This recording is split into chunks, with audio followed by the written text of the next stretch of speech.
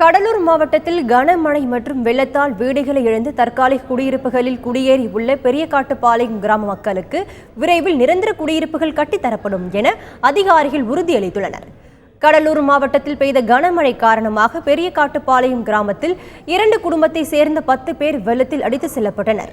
வீடுகள் முழுவதுமாக சேதமடைந்தன. இந்த நிலையில் பாதிக்கப்பட்ட மக்கள் 15 நாட்களுக்கும் மேலாக தற்காலிக முகாம்களில் தங்க வைக்கப்பட்டிருந்தனர். அரசு சார்பில் அமைக்கப்பட்ட தற்காலிக குடியிருப்புகளில் இன்று 48 குடும்பத்தினர் குடியேறினர். வெகு நாட்களுக்கு பிறகு சமைத்து உணவு சாப்பிட்டனர். இவர்களுக்கு நிரந்தர குடியிருப்புகள் விரைவில் கட்டித்தரப்படும் என கண்காணிப்பு அதிகாரி ககன்தீப் சிங் பேடி தெரிவித்துள்ளார்.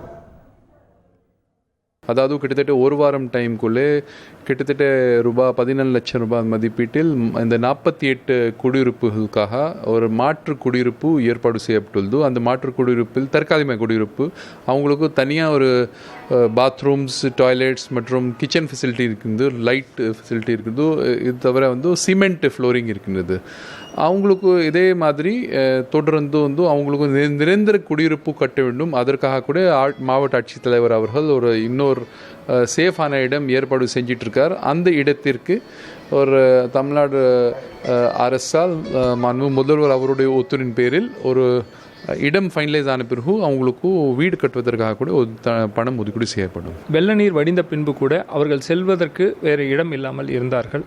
அந்த முகாம்களே தங்கியிருப்பதற்கு சில சிரமங்கள் இருப்பதாக தெரிவித்தார்கள். அதன் அடிப்படையில் அவர்களுக்கு ஒரு தற்காலிக குடியிருப்பானது பாதுகாப்பான இடத்தில் தற்சமயம் அமைக்கப்பட்டுள்ளது.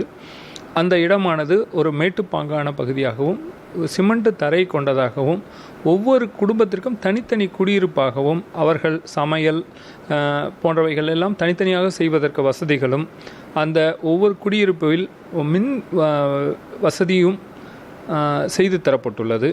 அது மட்டுமல்லாது அவர்களுக்கு கழிப்பறை வசதி, பாதுகாக்கப்பட்ட குடிநீர் வசதி போன்றவைகளும் ஏற்பாடு செய்யப்பட்டுள்ளது.